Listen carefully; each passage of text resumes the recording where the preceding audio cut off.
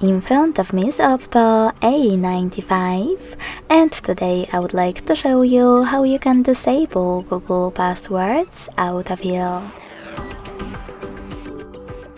Firstly, open Settings and scroll all the way down to access Google section.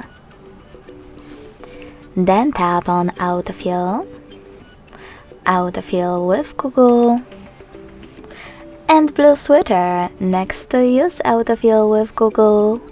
So when I click, as you can see, the sweater turned gray.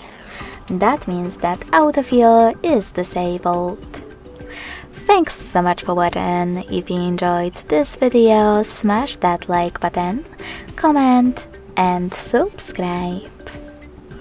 Bye!